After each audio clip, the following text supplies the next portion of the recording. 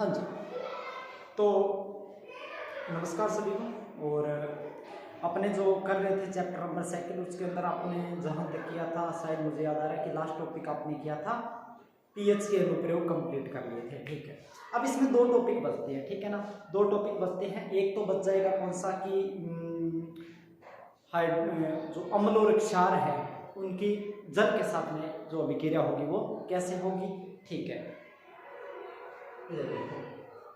अम्ल व क्षार की किसके साथ अभिक्रिया, जल के साथ अभिक्रिया। और एक बच जाएगा कौन सा टॉपिक, एक बच जाएगा तनु, मतलब जो संदर्भ अम्ल या क्षार होते हैं वो तनु कैसे किया जाता है। ठीक है, अम्ल की जल के साथ अभिक्रिया, अम्ल की जल के साथ अभिक्रिया, अम्ल की जल के साथ अभिक्रिया। तो इसके अंदर देखो, जब अम्ल की जल के साथ अभिक्रिया, देखो अम्ल जब भी क्या करता है, जैसे HCl हाइड्रोक्लोरिक अम्ल है। ठीक है, ये क्या करेगा, जैसे ही जल के साथ अभिक्रिया करेगा, जल की उपस्थिति में ये क्या हो जाता है, इसका आयनाइजेशन, मतलब इसलिए आयनों में टूट जाता है। H प्लस और Cl माइनस आयनों में टूट जाएगा। ठीक है ना, टूट जाएगा। ये H प्लस, ये H प्लस किसके साथ अभिक्रिया करेगा, जल के अणु के साथ अभिक्रिया करेगा और कौन सा आयन बना देगा, H3O प्लस। और H3O प्लस को बोलते हैं हाइड्रोनियम आयन। कौन सा आयन, हाइड्रोनियम आयन। ठीक है, हाइड्रोनियम आयन। ठीक है, अब कोई अम्ल कितना अम्ल होगा वो किससे डिसाइड होगा, किससे डिसाइड होगा, इस हाइड्रोनियम आयन से पता चलेगा। हाइड्रोनियम आयन अधिक है तो मतलब अम्लता भी क्या हो जाएगी, अधिक हो जाएगी। अगर हाइड्रोनियम आयन क्या है, कम बन रहे हैं, तो इसका मतलब है कि उसकी अम्लता भी क्या हो जाएगी, कम हो जाएगी। तो याद क्या रखोगे, आप लिखोगे कि सुनो, जब अम्ल की अभिक्रिया क्या की जाती है, जल के साथ होती है, तो जल की उपस्थिति में अम्ल अपने आयनों में टूट जाता है। इसमें से हाइड्रोजन आयन जल के साथ पुनः अभिक्रिया करके क्या बना लेता है, हाइड्रोनियम आयन बना लेता है। ठीक है, कोई भी अम्ल उठाओगे, वो जैसे उसको जल में डालोगे, कोई भी क्या करोगे, कोई भी अम्ल उठाओगे उसको जल में डालोगे तो वहां क्या करेगा, क्या करेगा, जैसे कोई भी अम्ल उठाओ, एक मिनट, क्या प्रॉब्लम है। ठीक है, कोई भी अम्ल उठाओगे उसको जल में डालोगे तो वापस वो क्या बना लेगा, आगे जाके हाइड्रोनियम आयन बना लेगा। जैसे आपके पास कौन सा है, H2SO4, कौन सा है, H2SO4 सल्फ्यूरिक अम्ल है। अगर इसको भी आप क्या करोगे, जल के अंदर डालोगे तो ये किस में टूट जाएगा, हाइड्रोजन आयन और किसमें, सल्फेट आयन में, किसमें, सल्फेट आयन में। अब हाइड्रोजन आयन कितने बन जाएंगे, 2 बन जाएंगे। ठीक है, क्योंकि H2 है और सल्फेट आयन बन गया। ठीक है ना, ये हाइड्रोजन आयन वापस अभिक्रिया करेंगे किसके साथ में, जल के साथ में, किसके साथ में, जल के साथ में, और क्या बना देंगे, हाइड्रोनियम आयन बना। ठीक है, बात समझ में आ गई।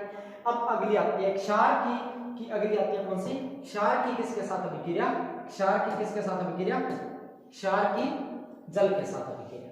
अगली आ जाएगी कौन सी, क्षार की जल के साथ अभिक्रिया, क्षार की जल के साथ अभिक्रिया। ठीक है, देखो कोई भी क्षार क्या करता है, जब जल के अंदर अभिक्रिया करेगा, जैसे क्षार है कौन सा, NaOH, सोडियम हाइड्रोक्साइड क्षार है। जैसे ही इसको किस में रखेंगे, जल के अंदर रखेंगे, किसके अंदर, जल के अंदर, तो ये क्या बना लेगा, जल के अंदर क्या होते हैं, ये घुल जाते हैं, क्या बना लेंगे, एक्वस सॉल्यूशन, मतलब जलीय विलयन बना लेंगे। जैसे KOH है, ये क्या होता है, जल के अंदर रखोगे तो ये क्या होता है, किसके अंदर, KOH क्या बना लेगा, एक्वस सॉल्यूशन बना लेगा। बात समझ में आई, मतलब क्षार क्या होते हैं, जल के अंदर क्या होते हैं, घुल जाते हैं और घुलकर क्या तैयार करते हैं, जलीय विलयन तैयार करते हैं। ऐसे यहां से सुनो, ऐसे क्षार, यहां से क्वेश्चन होता है, ऐसे क्षार जो जल में घुल जाते हैं, जो जल में घुल जाते हैं, जो जल में घुल जाते हैं, क्या कहलाते हैं, क्षारक कहलाते हैं। क्या कहलाते हैं, क्षारक कहलाते हैं, क्षारक कहलाते हैं। ऐसे क्षार जो जल में घुल जाते हैं क्या कहलाते हैं, क्षारक कहलाते हैं। ठीक है, ये छोटा क्वेश्चन याद रखना, यहाँ से कौन सा, क्षारक किसे कहते हैं, ऐसे क्षार जो जल में घुल जाते हैं क्या कहलाते हैं, क्षारक कहलाते हैं। ठीक है, आगे चलो, एक और आता है टॉपिक, वो है तनुकरण। तनुकरण या जिसको बोलते हैं डाइल्यूशन, तनुकरण या डाइल्यूशन, क्या होता है डाइल्यूशन। ठीक है, इसमें क्या होता है, तनुकरण के अंदर क्या होता है कि कोई भी सांद्र अम्ल या क्षार होता है, सांद्र अम्ल या क्षार, या तो अम्ल होगा या फिर क्या होता है सांद्र क्षार होता है। इसमें आप क्या करोगे, जल की मात्रा क्या करोगे, जोड़ोगे, और जैसे ही जल को जोड़ोगे, जल की मात्रा जोड़ने पर क्या होता है, ये किस में बदल जाते हैं, तनु अम्ल या क्षार, तनु अम्ल या क्षार। अगर क्या किया आपने, सांद्र अम्ल लिया है, जल जोड़ दिया तो क्या बन जाएगा, तनु अम्ल। अगर सांद्र आपने क्षार लिया है, जल ऐड कर दिया उसमें तो क्या बन जाएगा, तनु क्षार। ठीक है, ऐसा क्यों होता है, क्योंकि यहां पर देखो, मान लो सांद्र अम्ल है, सांद्र अम्ल का मतलब है कि उसमें प्रति सेमी क्यूब जो H3O+ आयन है, प्रति घन सेमी जो क्या होता है, घन सेमी किस लिए आता है, घन सेमी आता है किसका, आयतन की इकाई है, ठीक है ना।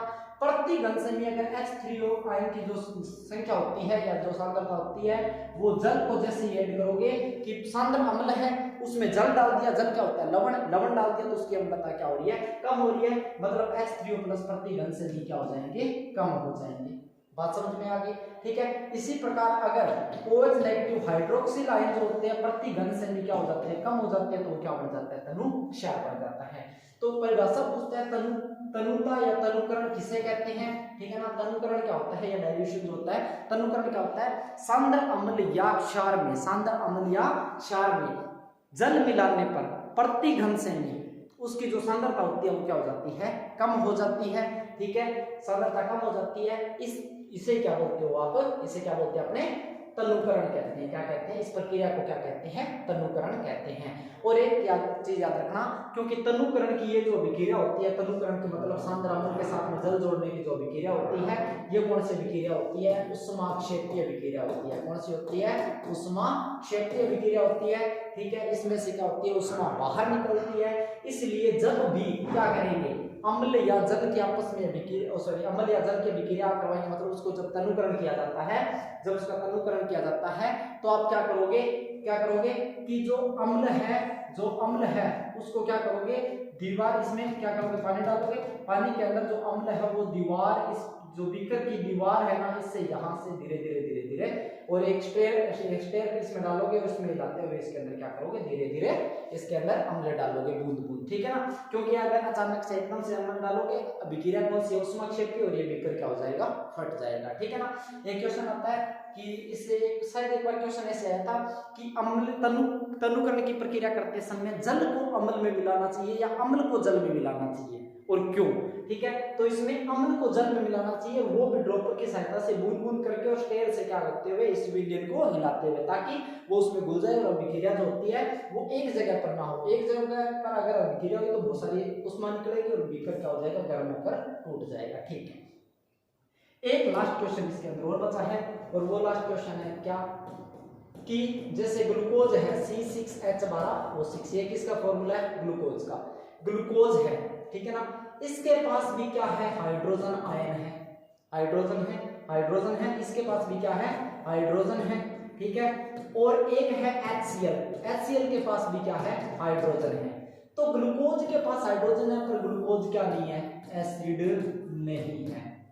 और जल के पास HCl के पास भी क्या है, हाइड्रोजन है, और ये एसिड है। ऐसा क्यों, तो सुनो क्या होता है, HCl के पास जो हाइड्रोजन है ना, HCl को जैसे ही आप इसमें डालोगे, जल के अंदर डालोगे, तो इसका आयनाइजेशन हो जाता है और किसमें टूट जाता है, H+ और Cl- भी। मतलब HCl क्या करता है, HCl के पास जो हाइड्रोजन है वो क्या होता है, हाइड्रोजन आयन के अंदर जैसे जल में मिलाओगे टूट जाएगा, और यही हाइड्रोजन वापस किससे अभिक्रिया करेगा, इस जल से अभिक्रिया करेगा, और क्या बढ़ा देगा, H3O+। जब H3O+ बढ़ेगा तभी इसका मतलब क्या है, वो H3O+ बढ़ना है, इसका मतलब ये क्या बन गया, कौन सा होता है, ये एसिड बिहेवियर क्या होते हैं, दर्शाते हैं। HCl एसिड बिहेवियर क्या करेगा, जो इसका मतलब एसिड का जो व्यवहार है वो क्या करेगा, दर्शाएगा। अब किसकी बात करते हैं, ग्लूकोज की बात करते हैं, किसकी बात करते हैं, ग्लूकोज की बात करते हैं। ग्लूकोज के अंदर देखो क्या होता है, C6H12O6 ग्लूकोज का फॉर्मूला, इसके पास भी हाइड्रोजन है, पर जैसे ही इसको किसमें डालोगे, H2 मतलब जल के अंदर डालोगे, तो इसमें हाइड्रोजन आयन नहीं बनेगा, ये ग्लूकोज क्या बना लेगा, C6H12O6 एक्वस सॉल्यूशन, मतलब जलीय विलयन बन जाएगा। क्या यहाँ पे हाइड्रोजन आयन बन रहा है, नहीं बन रहा है। जब हाइड्रोजन आयन ही नहीं बनेगा तो हाइड्रोनियम आयन नहीं बनेगा, और जब तक हाइड्रोनियम आयन नहीं बनेंगे अम्लीय अम्ल जो होता है अम्लीय व्यवहार को नहीं दर्शाएगा। ठीक है, एक ये क्वेश्चन होता है, ये आपका लास्ट क्वेश्चन था। इसी के साथ में सेकंड चैप्टर के जितने भी टॉपिक थे वो होते हैं कंप्लीट। और अब स्टार्ट करेंगे अपने कौन सा चैप्टर नंबर 3।